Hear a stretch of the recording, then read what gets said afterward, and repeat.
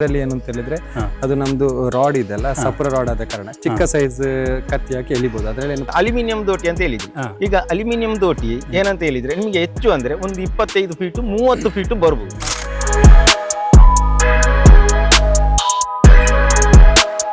ಮಧ್ಯದಲ್ಲಿ ಕರೆಂಟ್ ಬರುವಂತ ತಕ್ಷಣ ಇರ್ತದೆ, ಅರ್ಥ ಆಗ್ತದೆ ಆ ತರ. ಬಟ್ ಸೇಫ್ಟಿ ಪರ್ಪಸ್ಗೋಸ್ಕರ ನಾವು ಎಲೆಕ್ಟ್ರಿಕಲ್ ಇನ್ಸುಲೇಷನ್ ಗ್ರಿಪ್ಪರ್ ಮತ್ತು ಸ್ಲೀವ್ ಹಾಕಿದ್ದೇವೆ. ಇದರಲ್ಲಿ ಏನು ಪ್ರಾಬ್ಲಮ್ ಹೀಟ್ ಮಾಡಿ ಹಾಕುದು ಅದೇನು ಹೋಗುದಿಲ್ಲ ಅಷ್ಟು. ಕರೆಂಟ್ ಹೈಯೆಸ್ಟ್ ಇದರಲ್ಲಿ ಬರ್ತದೆ, ಅಂದ್ರೆ ಹೈ ಟೆನ್ಷನ್ ಅಲ್ಲಿ ಇದಕ್ಕೆ ಕರೆಂಟ್ ಬರ್ತದೆ. ಇದರಲ್ಲಿ ಏನಂತ ಹೇಳಿದ್ರೆ ನಿಮಗೆ ಇಲ್ಲಿಗೆ ಅಷ್ಟು ಬರುವುದಿಲ್ಲ ಶಾಕ್. ಈಗ ಫುಲ್ ಇಲ್ಲಿ ಬಂದ್ರು ಅದಕ್ಕೆ ಬಂದದ್ದು ಇದಕ್ಕೆ ಅಷ್ಟು ಬರುವುದಿಲ್ಲ.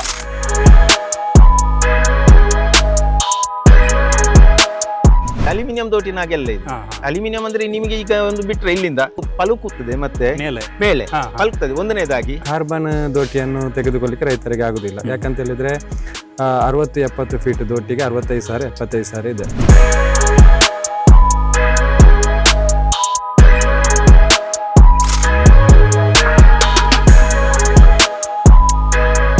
ಅಂತರ್ಜಾಲದಲ್ಲಿ ಜಗತ್ತಿನ ಜಾಲ ನೋಡಿ ಬಲಗೊಳ್ಳುತ್ತಿರುವ ಎಲ್ಲ ಆತ್ಮೀಯ ವೀಕ್ಷಕರಿಗೆ ಪ್ರೀತಿಯ ಸ್ವಾಗತ. ಕರಾವಳಿ ಜಿಲ್ಲೆಗಳಲ್ಲಿ ಇದೀಗ ದೋಟಿಗಳ ಪೈಪೋಟಿ ಶುರುವಾಗಿದೆ.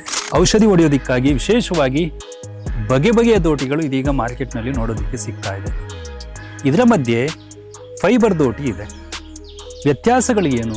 ದುಡ್ಡಿನ ಕಾರಣಕ್ಕಾಗಿ ಫೈಬರ್ ದೋಟಿ ಅತಿ ಹೆಚ್ಚು ಅಂತಕ್ಕಂಥ ಚರ್ಚೆಯನ್ನು ಜನ ಮಾಡ್ತಾರೆ.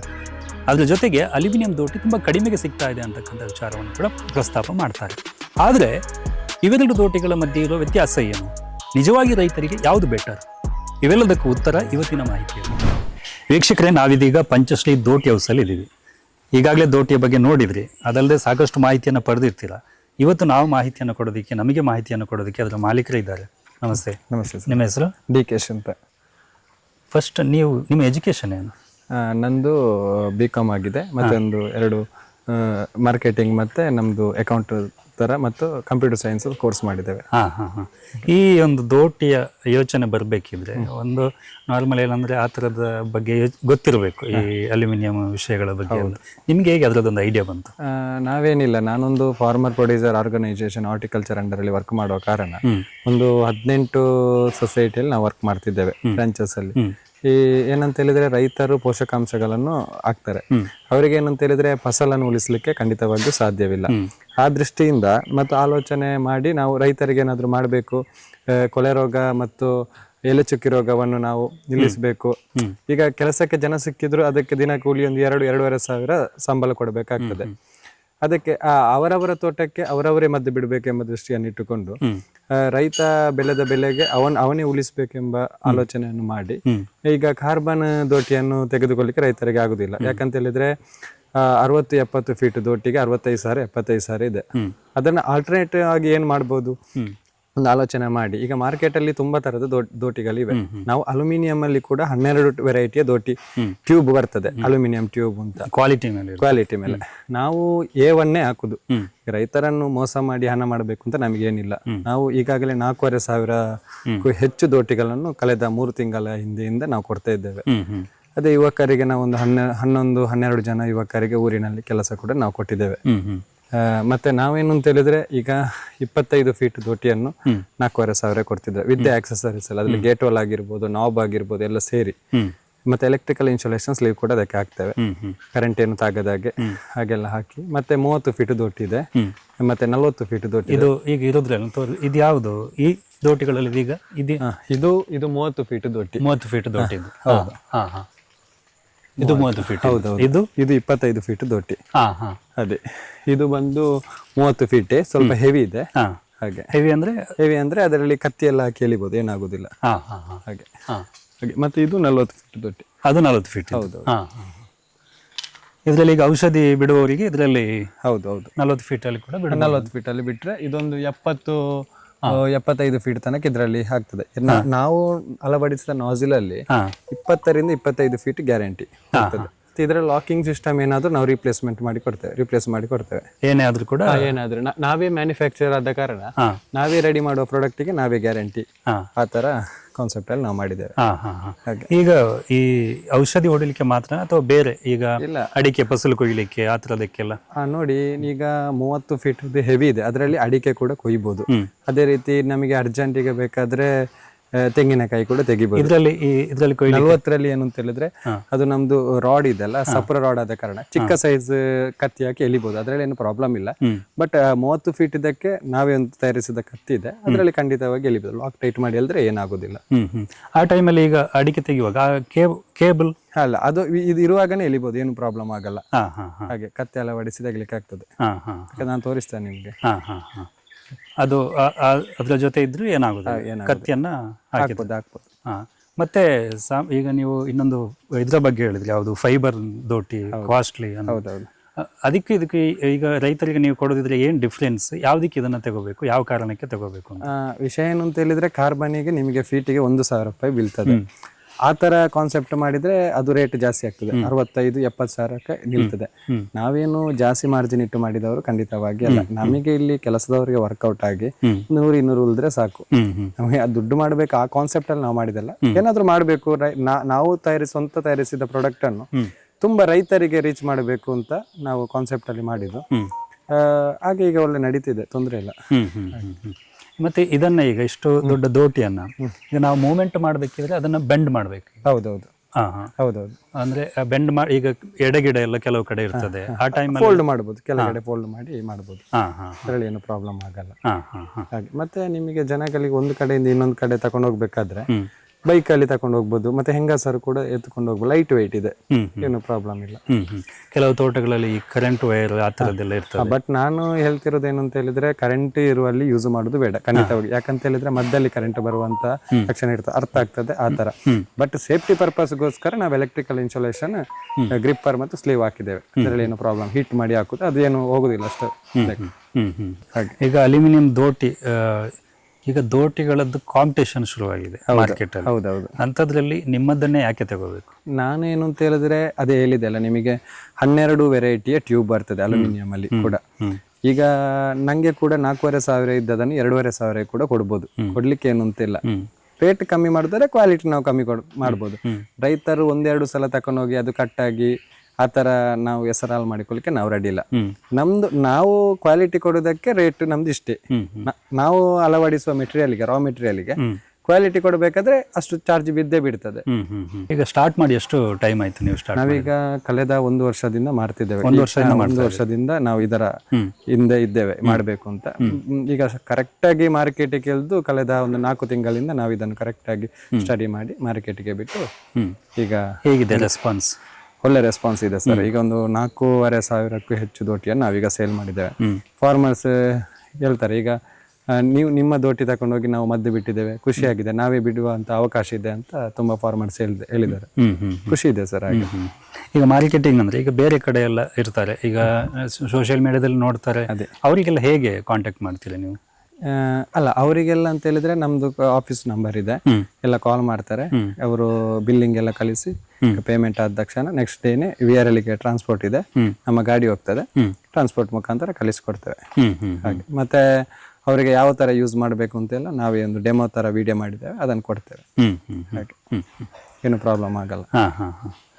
ಓಕೆ DK ಅವರೇ, ಒಳ್ಳೇದಾಗಲಿ. ಹೌದು, ಥ್ಯಾಂಕ್ ಯು. ಇದು ಪಂಚಶ್ರೀ ದೋಟಿ ಹೌಸ್ನವರ ಮಾತು. ಏನೆಲ್ಲ ಉಪಯೋಗ ಇದೆ ಇದರಿಂದ, ಜೊತೆಗೆ ಎಷ್ಟೆಲ್ಲ ರೆಸ್ಪಾನ್ಸ್ ಸಿಗ್ತಾ ಇದೆ ಅನ್ನೋದ್ರ ಮಾಹಿತಿಯನ್ನು ಕೊಟ್ಟಿದ್ದಾರೆ. ಈಗಾಗಲೇ ನೀವು ಅಲ್ಯೂಮಿನಿಯಂ ದೋಟಿಯ ಬಗ್ಗೆ ಮಾಹಿತಿಯನ್ನು ನೋಡಿ ಆಯಿತು, ವ್ಯತ್ಯಾಸ ಗೊತ್ತಾಯಿತು. ನಿಂತಲ್ಲೇ ಎತ್ತರ ಮಾಡೋದಕ್ಕೆ ಆಗಲ್ಲ, ಜೊತೆಗೆ ಕತ್ತಿಯಲ್ಲಿ ಕೊಯ್ಬೋದು ಅಂತಕ್ಕ ಗ್ಯಾರಂಟಿ ಇಲ್ಲ, ಯಾಕಂದರೆ ಮೇಲ್ಗಡೆ ಅದು ಒಂದಷ್ಟು ಶೇಕ್ ಆಗುತ್ತೆ. ಈ ಥರದ ವ್ಯತ್ಯಾಸ ಇದೆ. ಇದರ ಮಧ್ಯೆ ಫೈಬರ್ ದೋಟಿ ಹೇಗಿದೆ, ಇದರ ಮಾಹಿತಿಯನ್ನು ಈಗ ನಾವು ನಿಮಗೆ ಕೊಡ್ತೀವಿ. ತುಂಬ ಹಿಂದಿನಿಂದ ಕೂಡ ಮಾರ್ಕೆಟಲ್ಲಿ ನಮಗೆ ಸಿಗ್ತಾ ಇದ್ದದ್ದು ಕಾರ್ಬನ್ ದೋಟಿ ಅನ್ನೋದು ಆರಂಭದಲ್ಲಿ ಬಂದಂತಹ ದೋಟಿ. ಇದರಲ್ಲಿರುವ ವಿಶೇಷತೆ ಏನು, ಇದನ್ನು ರೈತರು ಉಪಯೋಗಿಸಿದವರು ಅಥವಾ ಈಗ ಮಾರುಕಟ್ಟೆಯಲ್ಲಿ ಸಿಗುವಂತಹ ಒಂದು ಕಾರ್ಬನ್ ದೋಟಿಯಲ್ಲಿ ಇರ್ತಕ್ಕಂಥ ರೈತರಿಗೆ ಉಪಯೋಗ ಆಗ್ತಕ್ಕಂಥ ವಿಶೇಷತೆಗಳು ಏನಿದೆ, ಇವೆಲ್ಲದರ ಮಾಹಿತಿಯನ್ನು ನಾವು ಇವತ್ತು ನಿಮಗೆ ಕೊಡ್ತೀವಿ. ನಮಸ್ತೆ. ನಮಸ್ತೆ. ನಿಮ್ಮ ಹೆಸರು? ರಮೇಶ್ ಅಂತ ಹೇಳಿ. ನೀವು ಸಾಯ? ಹೌದು. ಈಗ ಮಾರ್ಕೆಟಲ್ಲಿ ಬಗೆ ಬಗೆಯ ದೋಟಿಗಳು, ಅಲ್ಯೂಮಿನಿಯಂ ದೋಟಿ, ಇನ್ನು ಕೆಲವು ಬೇರೆ ದೋಟಿ, ಕಾರ್ಬನ್ ದೋಟಿ, ಈ ತರ ಬರ್ತಾ ಉಂಟು. ಅಂದ್ರೆ ದೋಟಿಯಲ್ಲಿ ಕೂಡ ಸ್ಪರ್ಧೆ ಈಗ. ಸ್ಪರ್ಧೆಗೆ ಅಂಥದ್ರಲ್ಲಿ ಈ ಕಾರ್ಬನ್ ದೋಟಿಯಲ್ಲಿ ಈ ರೈತರು ತಗೋಬೇಕಿದ್ರೆ ಇದರಲ್ಲಿ ಏನು ವಿಶೇಷತೆ ಇದೆ? ಯಾಕಂತ ಕೇಳಿದ್ರೆ ಈಗ ಅಲ್ಯೂಮಿನಿಯಂ ದೋಟಿ ಅಂತ ಬಂದಾಗ ಒಂದು ರೇಟ್ ಇದೆ, ಆ ರೇಟಿಗೂ ಇದರ ರೇಟಿಗೂ ಕಂಪೇರ್ ಮಾಡಿದ್ರೆ ರೈತರು ಅದೇ ಬೇಕು ಅಂತ ಹೇಳ್ತಾರೆ. ಈಗಿರುವಾಗ ಅದಕ್ಕೂ ಇದಕ್ಕೂ ರೇಟಿನಲ್ಲಿ ವ್ಯತ್ಯಾಸ ಮಾತ್ರವ, ಬೇರೆ ಏನಾದ್ರೂ ವ್ಯತ್ಯಾಸ ಉಂಟು? ಏನು ಮೆಟೀರಿಯಲ್ ಕೂಡ ವ್ಯತ್ಯಾಸ ಉಂಟು. ಈಗ ನೀವೀಗ ಅಲ್ಯೂಮಿನಿಯಂ ದೋಟಿ ಅಂತ ಹೇಳಿದ್ರಿ. ಈಗ ಅಲ್ಯೂಮಿನಿಯಂ ದೋಟಿ ಏನಂತ ಹೇಳಿದ್ರೆ ನಿಮಗೆ ಹೆಚ್ಚು ಅಂದ್ರೆ ಒಂದು 25 ಫೀಟ್ 30 ಫೀಟ್ ಬರ್ಬಹುದು. ಈಗ 30 ಫೀಟ್ ಬಂದ್ರೆ ನಿಮಗೆ ಜಾಸ್ತಿ ಅದು ಆಗುದಿಲ್ಲ. ಯಾಕಂತ ಹೇಳಿದ್ರೆ ಅದು ಪಲುಕುತ್ತದೆ, ಮತ್ತೆ ಮೇಲೆ ಪಲುಕ್ತದೆ ಒಂದನೇದಾಗಿ, ಮತ್ತೆ ಫುಲ್ ಅದಕ್ಕೆ ಕರೆಂಟ್ ಕೂಡ ಬರ್ತದೆ, ಶಾಕ್ ಬರ್ತದೆ. ಮತ್ತೆ ನಿಮಗೆ ಎತ್ತರ ಒಂದು ಈಗ 70 ಅಡಿ 80 ಅಡಿ ಮರ ಉಂಟಂತ ಇಟ್ಕೊಳ್ಳಿ, ನಿಮಗೆ ಅಲ್ಯೂಮಿನಿಯಂ ಫೋಲಿನಿಂದ ಎಂತ ಮಾಡ್ಲಿಕ್ಕೆ ಆಗುದಿಲ್ಲ, ಒಂದು ಸ್ಪ್ರೇ ಮಾಡ್ಲಿಕ್ಕೆ ಅಷ್ಟು ದೂರ ಹೋಗುದಿಲ್ಲ. ಈಗ ಗಿಡಗಳಿಗೆಲ್ಲ ಮಾಡಬಹುದು, ತೊಂದರೆ ಇಲ್ಲ. ಈಗ ದೊಡ್ಡ ದೊಡ್ಡ ಮರ ಹಳೆ ತೋಟಗಳೆಲ್ಲ ಇವೆ, ಊರಿದ್ದು ಮರ ಆದ್ರೆ ಅದಕ್ಕೆಲ್ಲ ನಿಮ್ಗೆ ಸ್ಪ್ರೇ ಮಾಡ್ಲಿಕ್ಕೆ ಕಷ್ಟ ಆಗ್ತದೆ, ಆಗುದಿಲ್ಲ. ಅಡಿಕೆ ತೆಗಿಲಿಕ್ಕೂ ಆಗುದಿಲ್ಲ. ಕಾರ್ಬನ್ ಫೈಬರ್ ನೋಡಿ ಅದೇ, ಇದೀಗ ನೀವು ಒಂದು ಹೇಳಿದ್ರಿ, ಈಗ ಯಾವುದು ಒಂದು 30 ಫೀಟ್ 25 ಫೀಟ್ ಅಲ್ಯೂಮಿನಿಯಂ ದೋಟಿ ಇಟ್ಕೊಳ್ಳಿ, ಅದು ಇರ್ಲಿಕ್ಕೆ ಒಂದು 8 ಕೆಜಿ 10 ಕೆಜಿಗಿಂತ ಮೇಲೆ ಬರ್ತದೆ, ಅಷ್ಟು ಬರ್ತದೆ. ಇದು ನೋಡಿ ನೀವು, ನಿಮಗೆ ಸಾಧಾರಣ 60 ಫೀಟ್ ಹೋಗ್ತದೆ. ಇದು 60 ಫೀಟ್ ಹೋಗ್ತದೆ. ಎಷ್ಟು ಕೆಜಿ ಇರ್ಬೋದು ಒಂದು ಅಂದಾಜು ಮಾಡಿ ನೀವು. ಒಂದು ಅದೇ ತುಂಬಾ ಹಗುರ ಇದೆ, ತುಂಬಾ ಹಗುರ ಇದೆ. ಒಂದು 3 ಕೆಜಿ 4 ಕೆಜಿ ಬರಬಹುದು, ಹೆಚ್ಚು ಅಂದ್ರೆ ಅಷ್ಟೇ 4 ಕೆಜಿ ಬರಬಹುದು. ಈಗ 4 ಕೆಜಿ ಇದು ಕಾರ್ಬನ್ ಫೈಬರ್ ಅಂತ ಹೇಳಿ ಗೊತ್ತಾಯ್ತಲ್ಲ, ಮೆಟೀರಿಯಲ್ ಕಾರ್ಬನ್ ಫೈಬರ್ ಅಂದ್ರೆ ನಾವು ಈ ಫ್ಲೈಟ್ ಗೆಲ್ಲ ಯೂಸ್ ಮಾಡ್ತೇವಲ್ಲ ಫೈಬರ್, ಕಾರ್ಬನ್ ಫೈಬರ್ ಅದು ಇದು. ಆದ ಕಾರಣ ಇದು ವೆಯ್ಟ್ ಕಡಿಮೆ ನಿಮಗೆ. ಮತ್ತೆ ಎಷ್ಟು ಈಗ ಒಂದು ನಾನೀಗ ಇದೀಗ ನಾನು ಹೇಳಿದ ಒಂದು 60 ಫೀಟ್ ನಷ್ಟು ಇದೆ, ನಿಮ್ಗೆ ಏನು ಶೇಕ್ ಬರುದಿಲ್ಲ, ಅತ್ಲಗೆ ಅಲುಗಾಡುದಿಲ್ಲ, ಏನು ಸ್ಟ್ರೈಟ್ ಇರ್ತದೆ. ಮತ್ತೆ ನಿಮ್ಗೆ ಇದರಲ್ಲಿ ಎತ್ತಿ ಕೂಡ ಮದ್ದು ಬಿಡ್ಬೋದು, ಏನು ಪ್ರಾಬ್ಲಮ್ ಏನಿಲ್ಲ. ಅಂದ್ರೆ ಈಗ ಮದ್ದು ಬಿಡೋ ಪ್ರಾಕ್ಟೀಸ್ ಇದ್ದವರಿಗೆ ಇದರಲ್ಲಿ ಟ್ರಿಗರ್ ಇಟ್ಕೊಂಡು ಹೀಗೇನೆ ಬಿಡ್ತಾರೆ. ಸ್ವಲ್ಪ ಹೈಟ್ ಕೂಡ ಜಾಸ್ತಿ ಆಗ್ತದೆ, ಸ್ವಲ್ಪ ಲೈಟ್ ವೆಯ್ಟ್ ಇದು ಹಾಗೆ. ಮತ್ತೆ ಇದು ನಿಮಗೆ ಎಲ್ಲಿ ಕೂಡ ಕೊಂಡೋಗ್ಲಿಕ್ಕೆ ಏನು ಸಮಸ್ಯೆ ಇಲ್ಲ, ಅಲ್ಯೂಮಿನಿಯಂ ದೋಟಿನಾಗೆಲ್ಲ ಇದು. ಅಲ್ಯೂಮಿನಿಯಂ ಅಂದ್ರೆ ನಿಮಗೆ ಈಗ ಒಂದು ಬಿಟ್ರೆ ಇಲ್ಲಿಂದ ಸಾಧಾರಣ ಒಂದು 25 ಫೀಟ್ ಇಟ್ಕೊಳ್ಳಿ, ರೇಟ್ ಕೂಡ ಕಡಿಮೆ ಆಗ್ತದೆ. ಅದಕ್ಕೆ ಲಾಕ್ ಕೂಡ ಅದು ಸರಿ ನಿಲ್ಲುವುದಿಲ್ಲ ನಿಮ್ಗೆ. ಇದಕ್ಕೆ ಡಬಲ್ ಲಾಕ್ ಇದೆ ನೋಡಿ, ಈ ದೋಟಿಗೆ ಡಬಲ್ ಲಾಕ್. ಡಬಲ್ ಲಾಕ್ ಅಂದ್ರೆ ಏನು? ಡಬಲ್ ಲಾಕ್ ಅಂದ್ರೆ ಇಲ್ಲಿ ನೋಡಿ ಎಲಂಕಿ ಪಾಯಿಂಟ್ 2 ಬರ್ತದೆ ಇಲ್ಲಿದೆ. ಈಗ ಸಿಂಗಲ್ ಲಾಕ್ ಅಂದ್ರೆ ಇಲ್ಲಿ ಎಲಂಕಿ ಪಾಯಿಂಟ್ 2 ಬರುದಿಲ್ಲ, ಒಂದೇ ಬರುದು. ಇಲ್ಲಿ ಡಬಲ್ ಇದೆ ನೋಡಿ. ಈಗ ಒಂದು ವೇಳೆ ಎಮರ್ಜೆನ್ಸಿಯಲ್ಲಿ ನಿಮ್ಗೆ ಮದ್ದು ಬಿಡುವಾಗ ಏನಾದ್ರೂ ಡ್ಯಾಮೇಜ್ ಆಯ್ತು ಅಂತ ಇಟ್ಕೊಳ್ಳಿ, ಒಂದು ಲಾಕ್ ಇದರಲ್ಲಿ ನಿಮ್ಗೆ ಒಂದು ಲಾಕ್ ಸಪೋರ್ಟ್ ಆಗಿರ್ತದೆ. ಈಗ ಹೇಗೆ ಕೆಲಸ ಮಾಡ್ತದೆ? ಈಗ ಡಬಲ್ ಲಾಕ್ ಹೇಗೆ ಕೆಲಸ ನೋಡಿ. ಈಗ ನಾನೊಂದು ಪೋಲಿಲಿಂದ ನಿಮಗೆ ಮೇಲಕ್ಕೆ ಬಿಡಿಸಿದ್ದೇನೆ ನೋಡಿ. ಹೌದು, ಈಗ ಬಿಡಿಸಿದೆ. ಇದರ ನೋಡಿ ಇಲ್ಲಿ ರೆಡ್ ಪಾಯಿಂಟ್ ಇದೆ, ಈ ರೆಡ್ ಪಾಯಿಂಟ್ ಇಂದ ನಾನು ಈಗ ಒಳಗಡೆ ಲಾಕ್ ಮಾಡ್ತೇನೆ, ಅದು ಹೊರಗಡೆ ಬರ್ಲಿಕ್ಕಿಲ್ಲ. ಈಗ ಅದನ್ನ ಇಂಟರ್ಲಾಕ್ ಉಂಟು, ಇದು ಇಂಟರ್ಲಾಕ್ ಹೊರಗಡೆ ಬರುವುದಿಲ್ಲ. ಅದು ಯಾಕಂತ ಹೇಳಿದ್ರೆ ಇದರ ಒಳಗಡೆ ನಾವು ಫಿಟ್ ಮಾಡುದು. ಇಲ್ಲಿ ಏನಾದ್ರೂ ನಾವೀಗ ಉದ್ದಕ್ಕೆ ಹೋಗುವಾಗ ಸ್ವಲ್ಪ ಬೆಂಡಾಗಿ ಸೋಗೆ ಏನಾದ್ರೂ ಸಿಕ್ಕಿ ದೋಟಿಗೆ ಪಲ್ಕುವಾಗ ಇಲ್ಲಿ ಸಪೋರ್ಟ್ ಸಿಕ್ಕುದಿಲ್ಲ, ಉದ್ದ ಇದ್ರೆ ಇಲ್ಲಿ ಜಾಸ್ತಿ ಬಂದ್ರೆ ಸಪೋರ್ಟ್ ಸಿಗದಾಗ ನಿಮಗೆ ಇಲ್ಲಿ ಲಾಕ್ ಏನಾದ್ರೂ ಡ್ಯಾಮೇಜ್ ಆಗುವ ಚಾನ್ಸಸ್ ಉಂಟು. ಅದಕ್ಕೆ ನಾವು ಇಲ್ಲಿ ಒಳಗಡೆ ಮಾಡಿ ಲಾಕ್ ಹಾಕಿದ್ರೆ ನಿಮಗೆ ಏನು ನೋಡಿ ಗಟ್ಟಿ ಆಯ್ತು, ಈಗ ಏನಾಗಲ್ಲ. ಮತ್ತೆ ಇದನ್ನ ನೋಡಿ ನೀವು ಹೇಗಿದೆ ನೋಡಿ, ಕಾರ್ಬನ್ ಫೈಬರ್ ಅಂದ್ರೆ ಹೇಗೆ ಬರ್ತದೆ, ಮೆಟೀರಿಯಲ್ ಅಷ್ಟು ಗಟ್ಟಿ ಇದೆ. ಇದು ಒಳ್ಳೆ ಥಿಕ್ನೆಸ್ ಅಂದ್ರೆ ಇದು G+ ಅಂದ್ರೆ ಗ್ರೀನ್ ಅಲ್ಲಿ ನಿಮಗೆ ಒಳ್ಳೆ ದೋಟಿ ಅಂದ್ರೆ ಇದು ಹಾಗೆ. ಈಗ ಇದರಿಂದ ಹೊರಗೆ ಬರುವಂತ ಚಾನ್ಸ್ ಇಲ್ಲ, ಡಬಲ್ ಲಾಕ್ ಇಂದ ಲಾಕ್ ಆಯ್ತು, ಇಂಟರ್ಲಾಕ್ ಇದೆ ಹಾಗೆ, ಡಬಲ್ ವಿತ್ ಇಂಟರ್ಲಾಕ್ ಹಾಗೆ. ಹಾಗೆ ಇನ್ನೊಂದು ಪೋಲ್ ಕೂಡ ಆಗಿ ನೋಡಿ, ನೋಡಿ ಹೀಗೆ ಇದು ಕೂಡ ಆಗಿ, ಇಲ್ಲಿ ಕೂಡ ಸೇಮ್ ಇಲ್ಲಿಂದ ಲಾಕ್ ಮಾಡಿಕೊಂಡ್ರೆ ಆಯ್ತು ಹಾಗೆ. ಏನು ಶೇಕ್ ಆಗಲ್ಲ ಅಲ್ಲಿ ನೋಡಿ. ಹೌದು, ನಿಮಗೆ ಗೊತ್ತಾಗ್ತದಲ್ಲ, ಬಿಡಿಸ್ತಾ ಹೋಗುವಾಗ್ಲೇ ಗೊತ್ತಾಗ್ತದೆ. ಹೌದು, ಗಟ್ಟಿ ಇದೆ. ಏನು ಕಾರ್ಬನ್ ಫೈಬರ್ ಅಂದ್ರೆ ಹಾಗೆ ಲೈಟ್ ವೇಟ್ ನೋಡಿ, ನಿಮಗೆ ಅಷ್ಟೇನು ಒಂದು ಇದು ತೊಂದರೆ ಇಲ್ಲ, ಆರಾಮ್ಸೆ ನೋಡಿ. ಸ್ಟ್ರೈಟ್ ನಿಲ್ತದೆ. ಹೌದು, ಸ್ಟ್ರೈಟ್ ಇದೆ. ಹೌದು, ಇದು ಎಲ್ಲ ಬಿಡಿಸಿದ್ರು ಕೂಡ ಅದೇ ತರ ಸ್ಟ್ರೈಟ್ ನಿಲ್ತದೆ. ಇದು ಗ್ರೀನ್ ಕಲರ್ ಯಾಕೆ ಈಗ ಕರೆಂಟ್ ಹೊಡೆಯಲ್ಲ ಅಂತ? ಅದು ಶಾಕ್ ಪ್ರೂಫ್ ನಿಮಗೆ ಅಂದ್ರೆ ನೋಡಿ, ಕಾರ್ಬನ್ ಫೈಬರ್ ಗೆ ಕರೆಂಟ್ ಹೈಯೆಸ್ಟ್ ಇದರಲ್ಲಿ ಬರ್ತದೆ, ಅಂದ್ರೆ ಹೈ ಟೆನ್ಷನ್ ಅಲ್ಲಿ ಇದಕ್ಕೆ ಕರೆಂಟ್ ಬರ್ತದೆ, ಇದರಲ್ಲಿ ಏನಂತ ಹೇಳಿದ್ರೆ ನಿಮಗೆ ಇಲ್ಲಿಗೆ ಅಷ್ಟು ಬರುವುದಿಲ್ಲ ಶಾಕ್. ಈಗ ಫುಲ್ ಇಲ್ಲಿ ಬಂದ್ರು ಅದಕ್ಕೆ ಬಂದದ್ದು ಇದಕ್ಕೆ ಅಷ್ಟು ಬರುವುದಿಲ್ಲ, ಶಾಕ್ ಪ್ರೂಫ್ ಇದು ಈ ಕಡೆ ಬರುವುದಿಲ್ಲ. ಅಂದ್ರೆ ಇದಕ್ಕೆ ನಾವು ಇನ್ಸುಲೇಷನ್ ಕವರ್ ಹಾಕಿದ್ದೇವಲ್ಲ ಹಾಗೆ. ಸರಿ, ಇದೀಗ ರೈತರಿಗೆ ಮತ್ತೊಂದು ಇದನ್ನ ಈಗ ಹಿಡ್ಕೊಂಡೆ ಕಂಪ್ಲೀಟ್ ಮೇಲೆ ಮೂವ್ ಮಾಡಬಹುದು, ಬೆಂಡ್ ಮಾಡ್ಬೇಕು ಅಂತ ಇಲ್ಲ. ಈಗ ಎಟಕದಿದ್ರೆ ನಾವು ಸ್ವಲ್ಪ ಒಮ್ಮೆ ಎಟಕದಿದ್ರೆ ನಾವು ಒಮ್ಮೆ ಸ್ವಲ್ಪ ಒಂದಿಷ್ಟು ಮಾಡಿಕೊಂಡು ಹೀಗೆ ಸ್ವಲ್ಪ ಮಾಡಿಕೊಂಡ್ರೆ ಆಯ್ತು. ಇಲ್ಲ ಇದ್ರೆ ತೋಟದಲ್ಲಿ ನಾವ್ ಹೇಳ್ತೇವೆ ಉಜಿರ ಕನಿ ಅಂತ ಹೇಳಿ, ಹೌದೌದು. ಆ ಕನಿಗೆ ಅಥವಾ ಅಡಿಕೆ ಮರದ ಬುಡಕ್ಕೆ ಇಟ್ರೆ ಅದು ಸ್ವಲ್ಪ ಕೆಳಗೆ ಹೋಗ್ತದೆ, ನಮ್ಗೆ ಏಟಾಗ್ತದೆ ಗಿಡ್ಡ ಇರುವವರಿಗೆ. ಹಾಗೆ ಈಗ ಬಿಡಿಸ್ತಾ ಹೋದ್ರೆ ಆಯ್ತು. ಮತ್ತೆ ಏಟಾಕುವಲ್ಲಿಂದ ಕರೆಕ್ಟ್ ಆಗಿ ಮಾಡಿಕೊಂಡ್ರೆ ಆಯ್ತು. ಹೀಗೆ ಮೇಲೆ ಮೇಲೆ ಹೈಟ್ ಇರುವವರಿಗೆ ಕಂಪ್ಲೀಟ್ ನಿಂತಲ್ಲಿ ಮಾಡುದು. ಆಮೇಲೆ ಒಂದೊಂದು ಸ್ಟೆಪ್ ಆದ್ಮೇಲೆ ಎಲ್ಲರಿಗೂ ಸಾಧಾರಣ ಕೈಗೆ ಸಿಗ್ತದೆ. ಹೌದು.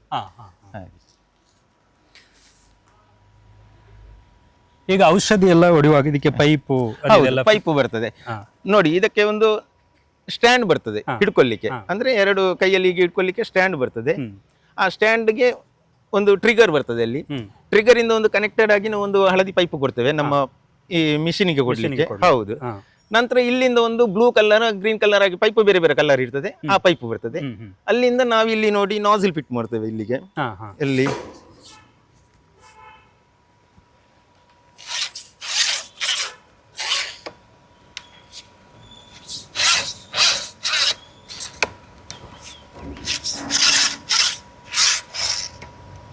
ಇಲ್ಲಿ ನೋಡಿ, ನಾನೊಂದು ಹೇಳಿದಲ್ಲ ಆಗ ನಿಮಗೆ ಒಂದು ತೋರಿಸಿದೆ, ಅಲ್ಯೂಮಿನಿಯಂ ರಾಡ್ ಒಂದು ಬರ್ತದೆ. ಆ ರಾಡ್ ಅನ್ನು ಇಲ್ಲಿ ಓಪನ್ ಮಾಡುದು, ಲಾಕ್ ಓಪನ್ ಮಾಡಿ ಇದರ ಒಳಗಡೆ ಹಾಕುದು. ನಂತರ ಇಲ್ಲಿಂದ ಲಾಕ್ ಹಾಕಿಬಿಡುದು. ಅಲ್ಯೂಮಿನಿಯಂ ತುದಿಗೆ ಒಂದು ಪಟ್ಟಿ ಬರ್ತದೆ, ಒಂದು ಕಬ್ಬಿಣದ ಸಣ್ಣ ಪಟ್ಟಿ, ಅದರಲ್ಲಿ ತೂತಿದೆ, ಹೋಲ್ಸ್ ಇದೆ. ಆ ಹೋಲ್ಸ್ ಅಲ್ಲಿ ಅದಕ್ಕೆ ನಾವು ಈ ಕನೆಕ್ಟರ್ ಉಂಟಲ್ಲ, ಕನೆಕ್ಟರ್ ಅನ್ನು ಈ ಪೈಪಿಗೆ ಹಾಕಿ ಇಲ್ಲಿ ಫಿಟ್ ಮಾಡ್ತೇವೆ. ಇಲ್ಲಿಂದ ಇನ್ನೊಂದು ಕನೆಕ್ಟರ್ ನಾಸಿಲ್ಗೆ ಹೋಗ್ತದೆ. ನಾಸಿಲ್ ತುದಿ ಅದು ನಿಮಗೆ ನಾಸಿಲ್ ಯಾವುದು ಬೇಕಾದ್ರೂ ಉಪಯೋಗಿಸಬಹುದು. ಅಂದ್ರೆ ಅದರಲ್ಲಿ ಬೇರೆ ಬೇರೆ ಉಂಟು. ಒಂದು ಸೆರಾಮಿಕ್ ನಾಸಿಲ್ ಅಂತ ಇದೆ, ಮತ್ತೊಂದು ನಾರ್ಮಲ್ ಇದೆ. ಅದು ಲೆನ್ಸ್ಗೆ ಅದು ಒಳ್ಳೆ ಕಾಸ್ಟ್ಲಿ ಇಟಾಲಿಯನ್ ನಾಸಿಲ್, ಅದು ಒಳ್ಳೇದಿದೆ. ಎಲ್ಲಿಂದ ಫಿಕ್ಸ್ ಮಾಡಿ ನಾವು ಮತ್ತೆ ಈ ದೋಟಿಗೆ ಅದನ್ನು ಇಲ್ಲಿಂದ ಬಿಡಿಸ್ತಾ ಹೋಗುದು. ಬಿಡಿಸ್ತಾ ಹೋದಾಗೆ ಈ ದೋಟಿಗೆ ಅದನ್ನು ರೌಂಡ್ ಆಗ್ತಾ ಬರ್ತದೆ. ಹೇಗೆ ಗೊತ್ತುಂಟಾ, ಈಗ ನಾವು ಇಲ್ಲಿಂದ ಪೈಪ್ ಹಾಕಿ ಈಗ ದೋಟಿ ಬಿಡಿಸ್ಬೇಕು. ಈಗ ಪೈಪ್ ಹೀಗೆ ಇದ್ರೆ ಅದು ಗಾಳಿಗೆ ಅತ್ಲಗೆ ಹರಡ್ತದಲ್ಲ, ಹರಡದಾಗೆ ನೋಡಿ ಈ ಪೋಲ್ ಅನ್ನು ಜಸ್ಟ್ ಹೀಗೆ ಮಾಡಿಕೊಂಡು ಹೋದ್ರೆ ಆಯ್ತು, ಅದರ ಜೊತೆಗೆ ಹೋಗ್ತದೆ. ಪೈಪ್ ಕೂಡ ಇದರ ಜೊತೆಗೆ ಹೋಗ್ತದೆ. ಹಾಗೆ ಇಲ್ಲಿ ಲಾಕ್ ಮಾಡಿಕೊಂಡ್ರೆ ಆಯ್ತು. ಆಗ ಪೈಪ್ ಇದಕ್ಕೆ ರೌಂಡ್ ಆಗಿ ಬಂತು. ಬಿಡಿಸುವಾಗ ಕೂಡ ಹಾಗೇನಿ ಉಲ್ಟಾ ಮಾಡಿ ತಿರುಗಿಸಿದ್ರೆ ಆಯ್ತು, ಪೈಪ್ ಬಿಡಿಸ್ತಾ ಬರ್ತದೆ. ಸುಲಭ ಉಪಾಯ. ಮತ್ತೆ ಯಾವ ರಿಂಗ್ಸ್ ಯಾವುದು ಬೇಡ ಪೈಪ್ ಹಾಕ್ಲಿಕ್ಕೆ ಅಂತ ಹೇಳಿ. ಹಾಗೆ ಕೆಲವರು ರಿಂಗ್ಸ್ ಎಲ್ಲ ಹಾಕ್ತಾರೆ, ರಿಂಗ್ಸ್ ಎಲ್ಲ ಹಾಕ್ತಾರೆ, ಅದೆಲ್ಲ ಅಗತ್ಯವೇ ಇಲ್ಲ. ಮತ್ತೆ ಇಲ್ಲಿ ಸ್ಟ್ಯಾಂಡ್ ಇಲ್ಲಿ ಉಂಟಲ್ಲ, ಸ್ಟ್ಯಾಂಡ್ ಇಟ್ಟು ನಿಮ್ಗೆ ಎಷ್ಟು ಬೇಕಾ, ಈಗ ಒಂದು 70 ಫೀಟ್ ಉಂಟಂತ ಇಟ್ಕೊಳ್ಳುವ ಒಂದು ಮರ. 70 ಫೀಟ್ ಇದ್ರೆ ನೀವು ಜಸ್ಟ್ ಒಂದು ಸಾಧಾರಣ ಒಂದು 45 ಫೀಟ್ ಬಿಡಿಸಿದ್ರೆ ಸಾಕಾಗ್ತದೆ. 40-45 ಅಷ್ಟೇ ಬಿಡಿಸಿದ್ರೆ ನಿಮ್ಗೆ 70 ಫೀಟ್ ತನಕ ಮದ್ದು ಬಿಡ್ಲಿಕ್ಕೆ ಆಗ್ತದೆ. ಏನ್ ಪ್ರಾಬ್ಲಮ್ ಇಲ್ಲ. ಸ್ಪ್ರೇ ಮಾಡ್ಬೋದು ಕೆಳಗಿಂದಲೇ, ಇಲ್ಲಿಂದಲೇ ಹಾಕ್ಬೇಕಂತ ಏನಿಲ್ಲ. ಮತ್ತೆ ನಿಮಗೆ ಅಡಿಕೆ ತೆಗೆಯುವಾಗ ಸ್ಟ್ಯಾಂಡ್ ಎಲ್ಲ ತೆಗಿಲಿಕ್ಕೆ ಆಗ್ತದೆ. ಅದನ್ನು ರಿಮೂವ್ ಮಾಡುದು ಜಸ್ಟ್ ದೋಟಿ ಕತ್ತಿ, ಅದರಲ್ಲಿ ಕತ್ತಿ ಬರ್ತದೆ. ಆ ಅಲ್ಯೂಮಿನಿಯಂ ಪೋಲಿಗೆ ರಾಡಿಗೆ ಒಂದು ಕತ್ತಿ ಸಿಕ್ಕಿಸಿದ್ರೆ ಆಯ್ತು, ಕತ್ತಿ ಬರ್ತದೆ ಅದರಲ್ಲಿ. ಜಸ್ಟ್ ಅಡಿಕೆ ಕೊಯ್ಲಿಕ್ಕೂ ಸುಲಭ. ಹಾಗೆ ನೋಡಿ, ನಾಸಿಲ್ ಅಂದ್ರೆ ಇದ್ವಿ, ಇದು ಸೆರಾಮಿಕ್ ನಾಸಿಲ್ ಅಂತ ಹೇಳಿ. ಇದರ ನಾಸಿಲ್ ನೋಡಿ, ಇದು 2 mm ಇದೆ, ಅದರಲ್ಲಿ 1.5 ಬರ್ತದೆ, ಮತ್ತೆ 2.5 ಕೂಡ ಬರ್ತದೆ. ಇದು ನಿಮಗೆ ಸಾಧಾರಣ ಒಂದು 25 ಫೀಟದಷ್ಟು ಮದ್ದು ಸಿಂಪಡಣೆ ದೂರ ಹೋಗ್ತದೆ ಈ ನಾಸಿಲ್. ಅಂದ್ರೆ ಹೆಚ್ಚಾಗಿ ನಾವು ಬಂದವರಿಗೆ, ದೋಟಿಗೆ ಬಂದವರಿಗೆ ಹೇಳುವುದು ಇದೇ ನಾಸಿಲ್ ತಗೊಳ್ಳಿ ಅಂತ ಹೇಳಿ. ಯಾಕೆಂತ ಹೇಳಿದ್ರೆ ನಿಮಗೆ ಸ್ಪ್ರೇ ಮಾಡ್ಲಿಕ್ಕೆ ತುಂಬಾ ಈಸಿ ಆಗ್ತದೆ. ಈಗ ನಾರ್ಮಲ್ ನಾಸಿಲ್ ಅಲ್ಲಿ ನಿಮಗೆ ಸಾಧಾರಣ ಒಂದು 15 ಫೀಟ್ 20 ಫೀಟ್ ನ ಒಳಗೆ ಹೋಗ್ತದೆ, ಅದಷ್ಟು ಹೋಗುದಿಲ್ಲ. ಕೆಲವರು ಇದು ಮದ್ದು ಜಾಸ್ತಿ ಹೋಗ್ತದೆ, ಮದ್ದು ಅದೇಂತ ಗೊತ್ತ, ಮದ್ದು ಸ್ವಲ್ಪ ತೋರದಲ್ಲಿ ಹೋಗ್ತದೆ. ಅದು ಹೋಗುವಾಗ ಏನಾಗ್ತದೆ ಅಂದ್ರೆ ನೋಡಿ, ಈಗ ನಾರ್ಮಲ್ ನಾಸಿಲ್ ಅಲ್ಲಿ ನಮಗೆ ಕಾಣ್ತದೆ ಹೇಗೆ ಬೀಳ್ತದೆ ಮದ್ದು ಅಂತ, ಅದೊಂದು ಸಾಧಾರಣ ಧೂಳಿನಾಗೆ ಕೂತ್ಕೊಳ್ತದೆ ಅಷ್ಟೇ. ಇದನ್ನ ನೋಡಿ ಪಾಯಿಂಟ್ ಅಲ್ಲಿ ಹೋಗಿ ಅಲ್ಲಿ ಮಿಸ್ಟ್ ಆಗ್ತದೆ. ಅಂದ್ರೆ ಅದರ ಸ್ಪೀಡ್ ಅಷ್ಟಿದೆ. ಆ ಮಿಸ್ಟ್ ಆಗುವಾಗ ನಿಮ್ಗೆ ಎಲ್ಲ ಈ ಒಮ್ಮೆ ಅದರಲ್ಲಿ ಇದ ಕಸ ಸಮೇತ ಎದ್ದು ಹೋಗ್ತದೆ, ಅಷ್ಟು ಸ್ಪೀಡ್ ಆಗಿ ಕೂತ್ಕೊಳ್ತದೆ. ಅಷ್ಟು ಒಳ್ಳೆ ನಾಸಿಲ್ ಇದು. ಅಂದ್ರೆ ಇದಕ್ಕೆ ರೇಟ್ ಕೂಡ ಹಾಗೇನೆ ಉಂಟು, ಕಾಸ್ಟ್ಲಿ ಇದೆ. ನಾಸಿಲ್ಗೆ ತುಂಬಾ ರೇಟ್ ಇದೆ ಹಾಗೆ. ಮತ್ತೆ ಕೆಲವರಿಗೆ ಈಗ ಖರೀದಿ ಮಾಡುವಾಗ ರೈತರ ಚಾಯ್ಸ್ ಏನಂದ್ರೆ, ಸಣ್ಣ ರೈತರು ಇರ್ತಾರೆ, ಈ ದುಡ್ಡಿನ ವಿಷಯದಲ್ಲಿ ತುಂಬಾ ಚರ್ಚೆ ಮಾಡ್ತಾರೆ.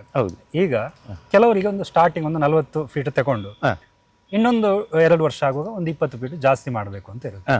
ಆವಾಗ ಇದನ್ನ ಸೆಟ್ ಮಾಡ್ಲಿಕ್ಕೆ ಆಗ್ತದೆ? ಇಲ್ಲ ಸರ್, ಅದು ಎಂತ ಗೊತ್ತ, ನಾವು ತೆಕೊಳ್ಳುವಾಗ ಪ್ಲಾನ್ ಮಾಡಿಯೇ ತೆಕೊಳ್ಬೇಕು. ಅಂದ್ರೆ ಈಗ ಮರ ಚಿಕ್ಕದಿರ್ತದೆ, ಒಂದು 20 ಅಡಿ 30 ಅಡಿ ಇದೆ ಅಂತ ಇಟ್ಕೊಳ್ಳೋ, ಅದೊಂದು 2 ವರ್ಷ, ಇನ್ನು 3 ವರ್ಷ 4 ವರ್ಷ ಕಲಿಯುವಾಗ ಅದು 60 ಫೀಟ್ ತನಕ ಹೋಗ್ತದೆ.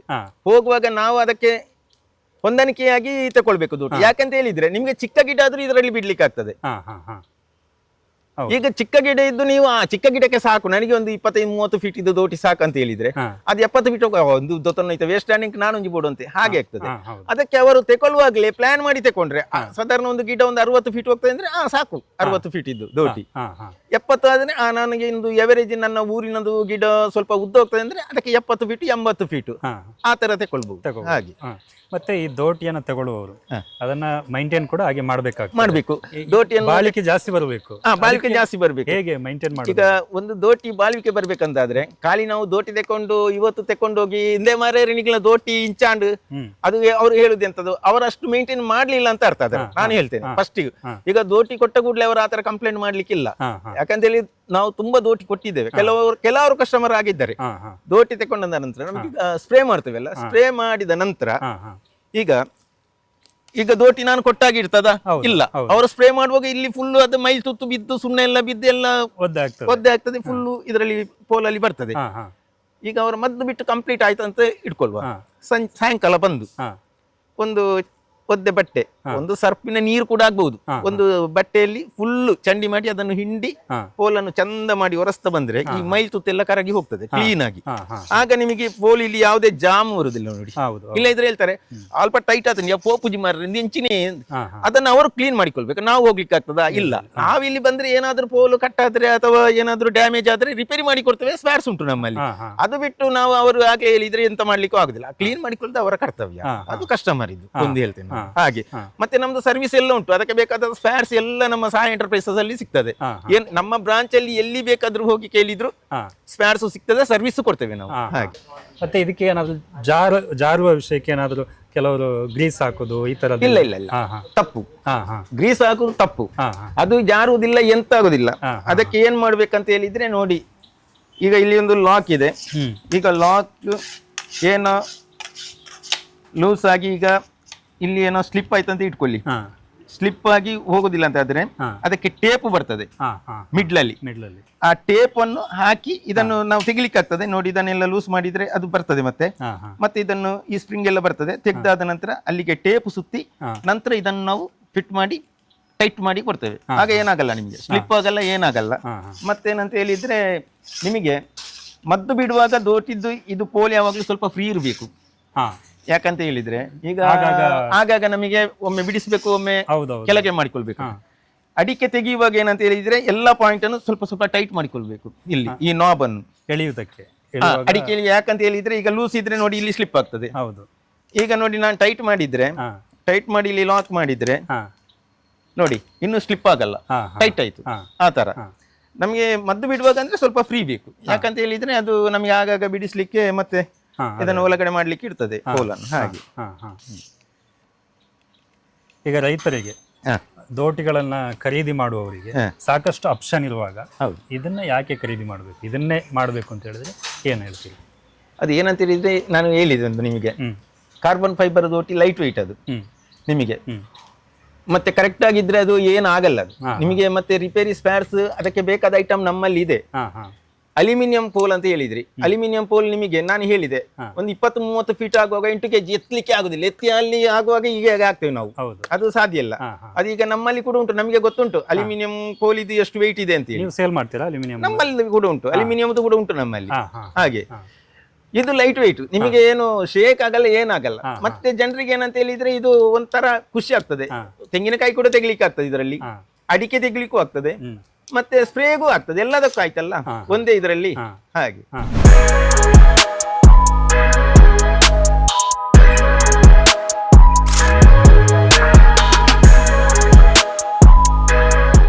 ಈಗ ನೀವು ಅಲ್ಯೂಮಿನಿಯಂ ದೋಟಿ, ಫೈಬರ್ ದೋಟಿ ಎಲ್ಲದರ ಮಾಹಿತಿಯನ್ನು ನೀವು ನೋಡಿ ಆಯಿತು. ಈಗ ಆಯ್ಕೆ ನಿಮ್ಮದು. ಕಡಿಮೆ ಖರ್ಚು ಅನ್ನುವ ಕಾರಣಕ್ಕಾಗಿ ಅಲ್ಯೂಮಿನಿಯಂ ದೋಟಿ ಒಳ್ಳೆಯದು, ಅಥವಾ ಕಾರ್ಬನ್ ಫೈಬರ್ ದೋಟಿ ಹಣ ಕೊಟ್ಟರು ಅದರಲ್ಲಿರ್ತಕ್ಕಂಥ ಪಾಸಿಟಿವ್ಗಳಿಂದ ಒಳ್ಳೆಯದು? ನಿರ್ಧಾರ ನೀವು ಮಾಡಿ, ಆಯ್ಕೆ ನೀವು ಮಾಡಿ.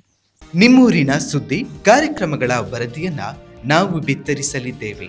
ಈ ಕೆಳಗಿನ ನಂಬರನ್ನು ಸಂಪರ್ಕಿಸಿ.